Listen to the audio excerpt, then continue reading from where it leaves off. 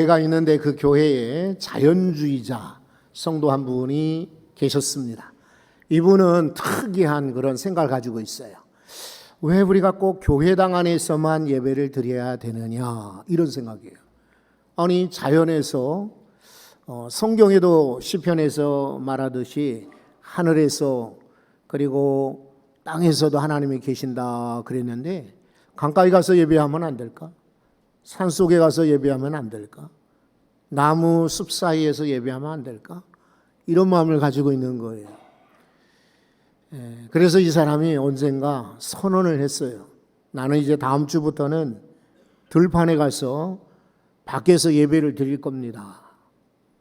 여러분, 예배 잘 드리십시오. 그리고는 교회를 떠났어요. 목사님이 신방을 갔겠죠. 이제 겨울날이 되어서 벽난로 앞에 목사님과 이 자연에서 예배드린다는 이 성도 둘이 나란히 앉았어요. 이런 얘기 저런 얘기를 많이 합니다. 하지만 교회에 왜 안 나오느냐, 이건 서로 알기 때문에 말하지 않아요. 그리고 다른 얘기를 실컷 하다가 목사님이 집게를 가지고 벽난로에 있는 석탄 하나를 집어가지고 밖에다가 끄집어 내놨어요. 아까 조금 전만 해도 막 석탄이 활활 탔는데 순식간에 석탄이 까맣게 이렇게 불이 사라지는 거예요. 열기가 끊어지는 것입니다. 그리고 식어지는 것을 둘이 지금 쳐다보고 있습니다. 이 성도는 그 다음에 다른 얘기하지 않고 그 다음 주에 교회를 나왔다고 합니다. 여러분, 이게 무슨 얘기예요? 우리 나 홀로 탈 수는 없어요. 함께 모여서 난로 안에 있을 때 우리는 서로 열기도 주고 그리고 불도 활활 타오르게 하는 거예요. 그러니까 혼자 난 예배를 드려도 충분하다, 여러분, 그거 절대로 잘못입니다. 예배는 혼자도 드릴 수 있지만 우리가 함께 모일 때에 더 놀라운 역사를 만들어 내는 것입니다. 여러분 보세요. 독창도 아름답지만 합창은 웅장하잖아요. 우리 혼자서 사역을 다 감당할 수는 없어요. 힘들어요. 외롭습니다. 그리고 길 가다가 혼자 넘어졌는데 일으켜 줄 사람이 없으면 얼마나 답답하겠습니까?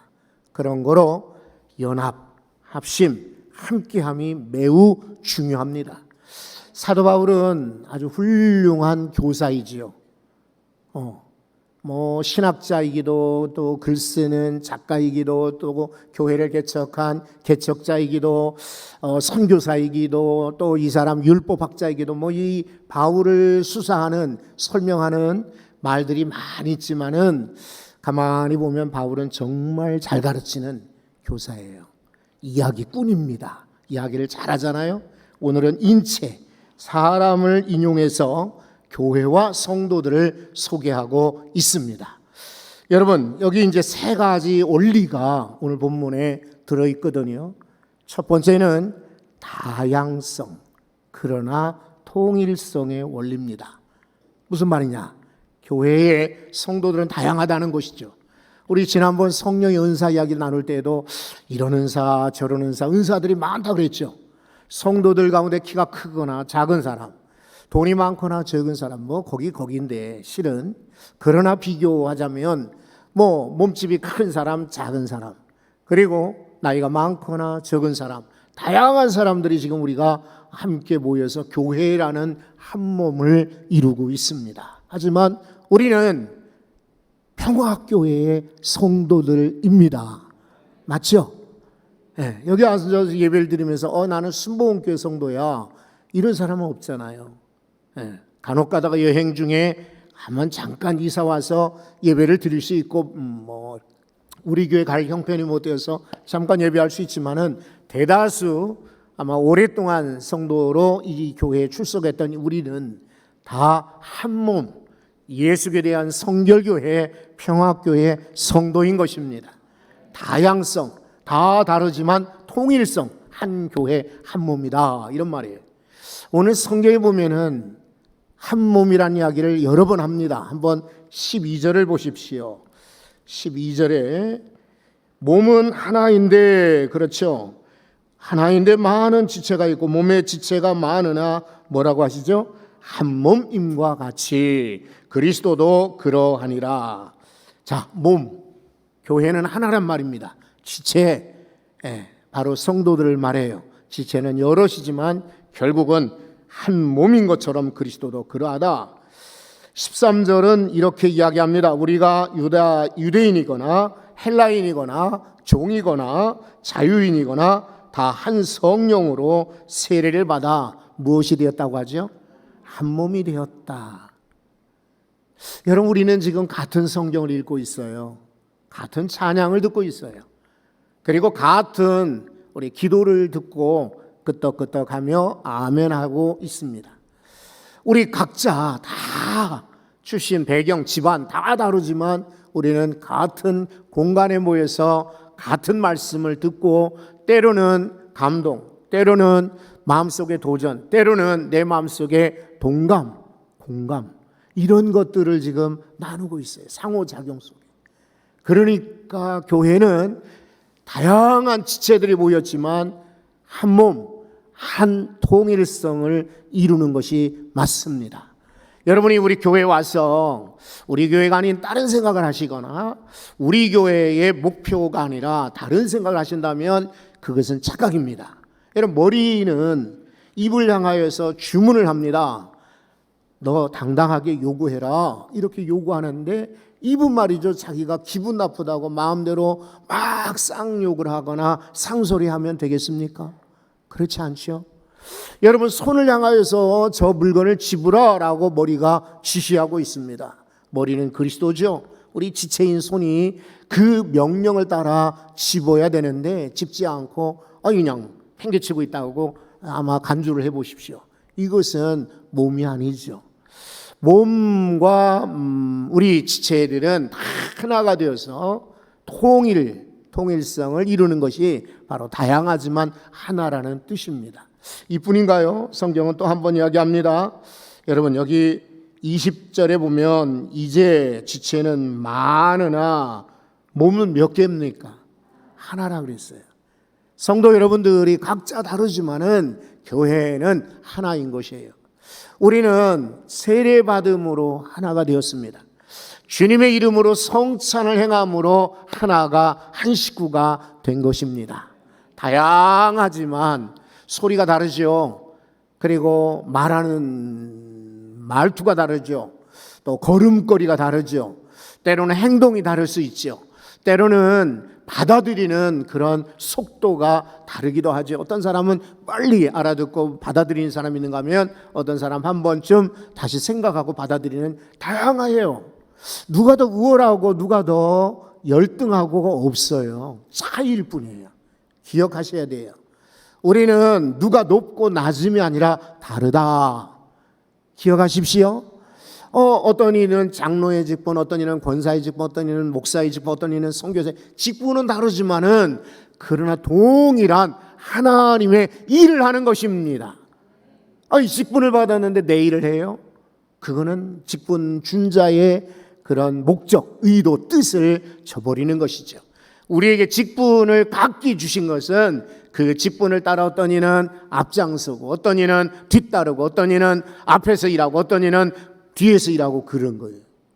그래서 이 다양성과 통일성의 원리를 우리는 이해하셔야 돼요. 그리고 또 하나, 두 번째가 뭐냐면 상호 존중의 원리입니다. 상호 어떻게 하자고요? 존중하자는 거예요. 교회 안에 여러분 잘 들으셔야 돼요. 나보다 어리다고 해서 마음대로 그냥 말을 놓아서는 안 돼요. 상대방이 말을 편하게 하세요, 이렇게 해야 돼요. 우리 자녀든 혹은 자녀의 친구든 오래전부터 어렸을 때부터 봤던 그런 친구들 같으면 허물없어요. 그러나 새로 교회에 온 사람이라면 새로 만난 이를 처음부터 쉽게 이렇게 대해서는 안 돼요. 정말 말하고 싶으면은 한 번, 두 번, 적어도 세 번쯤 생각하고 이야기를 해야 돼요. 불만이 있어도, 그리고 내 뜻과 안 맞아도. 이 상호 존중이 필요해요. 앞으로 점점 마지막 시대가 될 때는 그럴 겁니다. 그래서 여러분들이 존중받고 존중받는다는 느낌을 교회 와서도 갖고, 그리고 서로 대화하면서도 저분이 지금 나를 상당히 존중하는구나, 이렇다면은 우리는 마음이 열리고 그를 향하여서 내 열심을 다해서 나도 도와야지, 이런 마음이 있을 겁니다. 근데 반대로 상호 무시, 상호 존중이 아니라 무시한다면은 어찌 되겠어요? 저 사람이 나를 무시하네. 여러분, 동물도 강아지들도요, 저 식구가 나를 좋아하는지, 저 식구는 나를 싫어하는지, 저 엄마는 나를 아껴주는지, 저 아빠는 나를 이렇게 관심이 없는지 동물들도 알아요. 그러니까 가만히 보면 이제 아빠가 들어오는데 강아지 이름을 불러요. 그런데도 서운한 강아지는요, 쳐다보지도 않습니다. 상 밑에 그냥 가만히 웅크리고 있어요.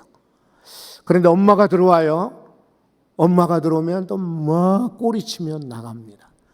동물들도 차별을 해요. 알아요. 저 사람이 나에게 정말 유익하고 내게 도움을 주고 나를 아껴주고 나를 사랑한다, 이걸 아는 거예요. 하물며 사람 모르겠어요? 그러니까 우리는 무시해서는 안 돼요. 상호 존중해야 돼요. 오늘 성경은 이렇게 말하죠. 14절부터 한번 보십시오. 몸은 한 지체뿐만 아니라 여럿이다 그랬는데 15절을 보세요. 만일 발이 이르되 나는 손이 아니니 몸에 붙어 있지 아니할지라도 이로써 몸에 붙지 아니한 것이 아니요. 발이 가만히 생각하니까 자기가 천대받는 것 같아요. 손을 위해서는 막 크림도 화장품도 막 장갑도 막 좋은 걸로 날마다 색깔 있는 걸로 하는데, 발은 그냥 제대로 씻지도, 그리고 양말도 그냥 아무거나, 그리고 발에 화장품들을 잘 안 바르잖아요. 그리고 무시를 당하는 것 같아요. 그래서 나는 몸이 아니니까 너 한번 나가봐라. 그리고 나는 발이 움직이지 않는다면 그게 말이 되겠어요? 그런 얘기인 거예요. 발이 어떻게 몸에 붙어 있지 않고 따로 떨어져 있을 수 있겠어요? 여러분, 계속해서 16절도 마찬가지입니다. 귀가 이르되 나는 눈이 아니니 몸에 붙어 있지 아니하였다 할지라도 이로써 몸에 붙어 있지 아니한 것이 아니다.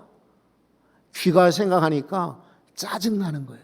눈은 저렇게 예쁘다고 하고 눈 보고 사랑스럽다고 하고 눈 웃음 치고 그리고 눈 보고 반갑다고 하는데 사람들이 귀는 쳐다보지도 않아. 그러니까 나는 그냥 뒤돌아 있어야지. 여러분, 귀가 이렇게 앞을 그리고 옆을 향하여 있으니까 참 감사하죠. 귀가 거꾸로 붙어 있다고 가정을 해보세요. 그러면 여러분들이 제 얘기 들으려면 다 어떻게 해야 돼요? 돌아가야 돼요. 왜냐면 귀가 열려 있어야 그 소리가 들리니까. 그렇지 않아요? 귀가 아무리 못나게 생겼어도 귀는 귀인 겁니다. 자, 가만히 한번 여러분 생각해 보세요. 귀가 없다면은 마스크 어떻게 썼을까? 이 코를 한번 생각해 보세요. 코가 없다면 안경 어떻게 걸쳐? 이게 이제 고무줄 달린 안경 있죠? 그 수경같이 이렇게 그렇게 쓸 수는 있겠지요. 그러나 얼마나 불편할까요? 이 코가 있으니까 그래도 안경을 다 걸치잖아요. 그러니까 참 하나님이 다 필요해서 우리 몸에 이렇게 지체가 되게 만드신 것이지, 손가락도 그렇죠. 저 옛날에, 지금은 뭐 그런 사람 없지만 이렇게 육손 6개의 손 가진 이도 우리 동네에서 만난 적이 있어요. 이분은 늘 어떻게 해요? 장갑을 끼거나 손을 안 냅니다. 서대문 교회 우리 목사님 친구가 있는데, 이분이 일본에 가서 아르바이트를 하고 일본 성서 신학교, 우리 성결교회 초창기에 이렇게 신학교였습니다. 길보론 카우만 이 두 분이 세운 그 신학교에 가서 공부를 하셨어요. 근데 이제 새벽에 자전거를 타고 아르바이트를 하면서 일을 하다가 사고를 만난 거예요. 그래서 손가락, 그것도 중요한 이 두 번째 이 검지 손가락이 그만 절단 났어요. 그러니까 이분은 항상 이거 손가락 없는 채로 만날 수 없잖아요. 그것도 하필이면 오른손인데. 그러니까 어떻게 하냐면 이렇게 손가락 모양으로 붕대를 감고 나와요. 아무리 더운 날도. 그리고 사람들을 만나는 거예요. 그게 참 쉽지 않죠. 모르는 사람들은 다 물어볼 거 아니에요. 손가락을 다쳤습니까? 그럼 그때마다 제가 옛날에 일본에 유학을 갔었는데 그만 사고를 만나서 자전거 바퀴 사이에 손가락이 끼는 바람에 그만 이렇게 손가락이 절단 나고 이래서 손가락이 없습니다. 이런 얘기를 어떻게 해요? 여러분, 손가락 하나만 해도 굉장히 중요하죠. 발가락 하나 혹시 삐어본 분이 계시던가요? 삐었어.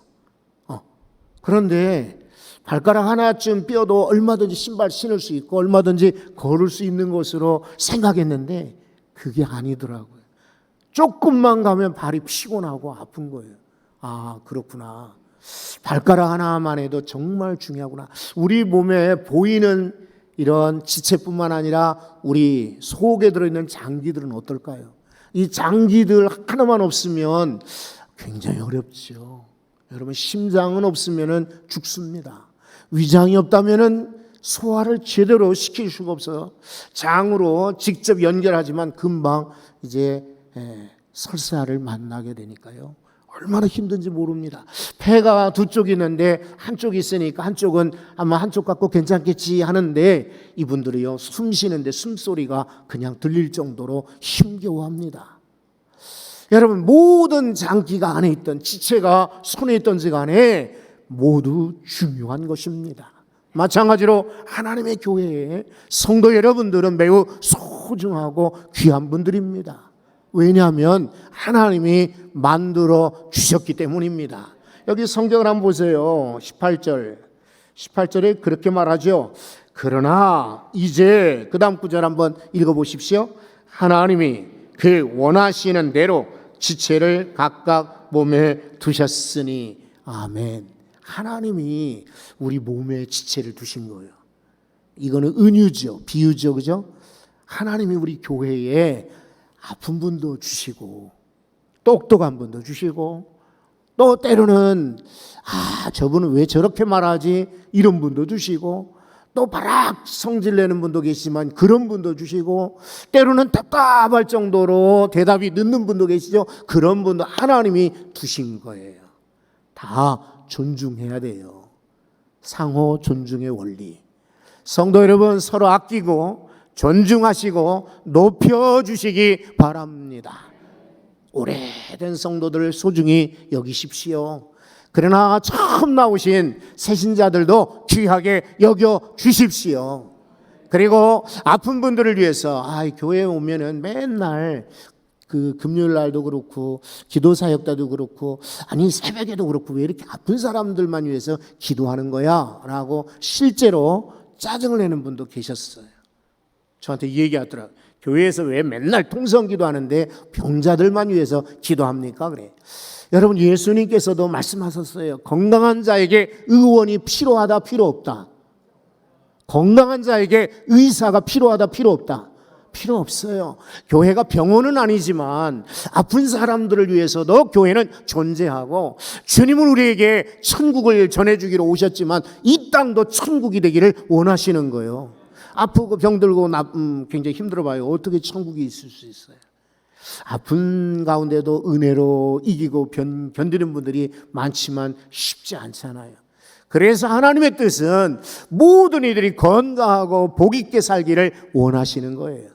그러니 돈이 많다고 존중히 여기고 돈이 없다고 소홀히 여기는 것이 아니라 일을 많이 한다고 늘 칭찬하고 높이고 일을 하지 않는다고 그래서 멀리하는 것이 아니라 상호 존중, 높여주는 것 기억하십시오.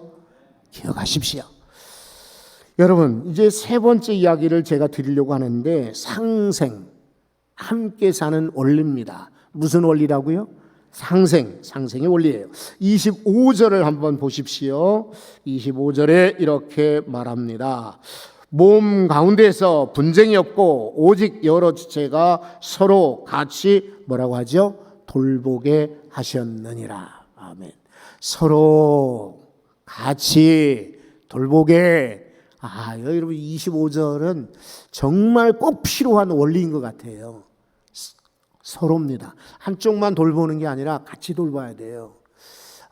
정말 다 같이 돌보는 사회, 다 같이 돌보는 교회, 다 같이 돌보는 가정 되었으면 좋겠습니다. 왜냐하면 어려운 이들이 많잖아요. 쓸쓸한 이들 많잖아요. 심도란 이들 많잖아요. 그런데 나는 건강하니까, 나는 멀쩡하니까, 나는 문제가 없으니까, 그리고 우리끼리만 한다면 얼마나 그분들은 설 데가 없죠. 어디 갈 데가 없어요. 그러나 여러분, 다 건강하고 다 돈이 많고 언제나 행복한 사람은 없습니다. 인생은요, 파도 타기와 똑같아요. 올라갈 때가 있으면 내려갈 때도 있는 것입니다. 파도 탔다고 막 이렇게 막 올라가죠. 그러면 세상을 다 얻은 것처럼 보이지 않습니까? 합격했어, 진급을 했어, 잘 됐어, 돈을 벌었어. 막 올라갈 때만 있는 게 아니라 푹 꺼질 때도 있는 거예요. 지혜로운 성도들은 높이 올라갈지라도 교만하지 않습니다. 그리고 지혜로운 성도들은 저 바닷속에 있을지라도 실망하지 않습니다. 왜? 언젠가 다시 뒤집혀서 올라갈 때가 있기 때문이라는 걸 알기 때문이에요. 사랑하는 성도 여러분, 우리 오늘 25절처럼 여러 지체가 서로 같이 돌보는 교회가 되기를 바랍니다. 치매 환자분들이 참 안타깝죠. 그런데 정말 어려운 분들은 가족이에요. 암 환자들이 참 힘겹죠. 그러나 암 환자를 지켜보는 가족들도 힘들어요. 교통사고를 만나면 그분 정말 고생하지요. 그런데 그 한 사람 때문에 온 식구가 다 일들이 틀어져요. 직장을 빨리 조퇴를 하거나 아이를 돌봐야 된다든지, 때로는 이런 일 저런 일 계획 세웠다고도 다 흐트러지고 말아요. 가족이 그런 것입니다. 성도는 우리는 가족입니다. 한 몸이에요. 그래서 누가 슬퍼하면 같이 슬퍼하고, 누가 괴로우면 같이 괴로워하는 것입니다. 누가 문제가 있다면 같이 걱정하는 것입니다. 26절은 이렇게 말합니다. 만일 한 지체가 고통을 받으면 모든 지체가 함께 고통을 받고, 한 지체가 영광을 얻으면 모든 지체가 함께 뭐라고 하죠? 즐거워하느니라. 어떤 큰 나무 밑에 개미 군단이 살고 있었습니다. 이 개미들은 빅 패밀리, 많은 가족들이 있는 거예요. 큰 나무 밑에서 막 뚝뚝 떨어지는 그런 양분들이 참 개미들에게 양식이 되는 거예요. 그리고 그 나무 밑에 뿌리들이 쫙 이렇게 펼쳐져 있는데 그 속에다가 굴을 파기가 너무 좋은 거예요.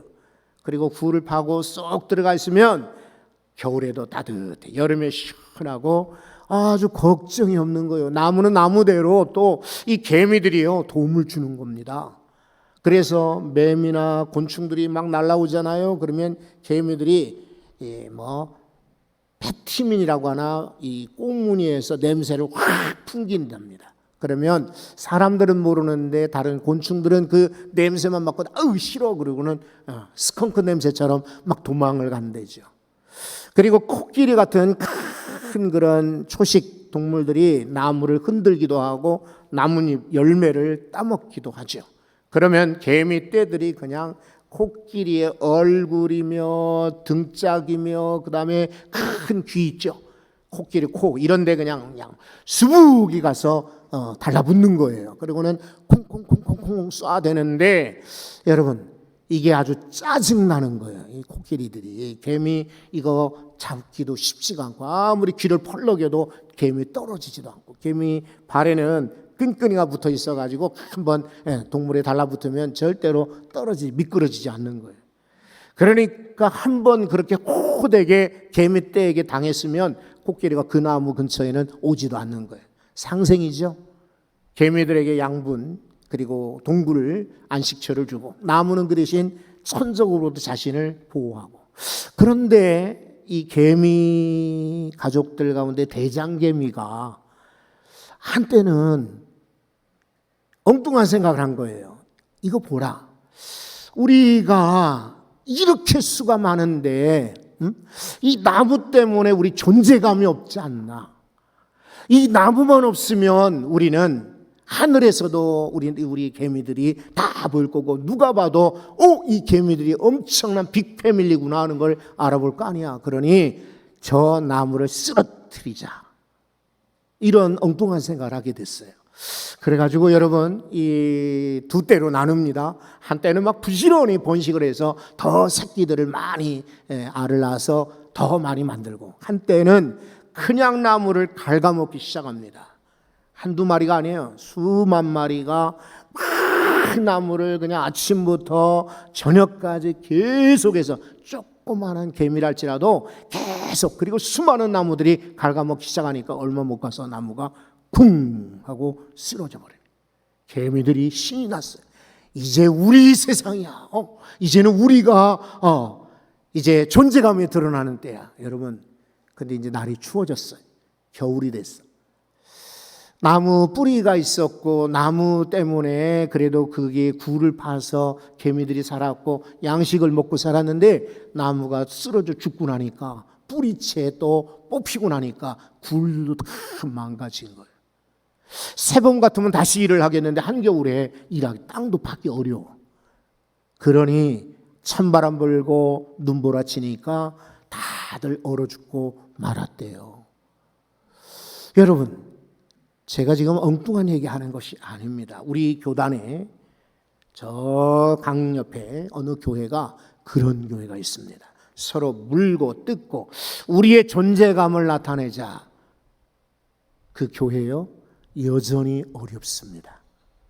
하나님의 교회, 우리는 같은 지체로서 서로 돌보아야 합니다. 가만히 들여다보시면요, 행복한 것 같아도 억울한 분들, 그리고 괴로운 분들, 아픈 분들, 힘들어하는 분들이 많이 계십니다. 이런 분들을 향하여서 우리는 기도로 돌보고 마음으로 돌보고 때로는 말로 우리는 챙겨줄 때 우리 말 한마디가 힘이 됩니다. 손 한번 내밀어 주었는데 큰 격려가 됩니다. 어깨 한번 두드려 줬는데 정말 세상을 얻은 것처럼 용기가 납니다. 여러분, 어떻게 사실나요? 여러분만 보고 사실 겁니까? 아니요. 우리 하나님께서 한 몸 만들어 주셨으니 지체를 돌보십시오. 그러면 여러분도 잘 됩니다. 그래서 우리는 다양하지만 하나, 통일, 그렇죠? 하나이다. 그리고 서로 무시하는 것이 아니라 존중한다. 우리는 저 사람은 죽고 나는 사는 것이 아니라 우리는 같이 산다. 이런 상생의 원리까지 실천한다면 우리 교회 복될 줄로 믿습니다. 거룩하신 하나님,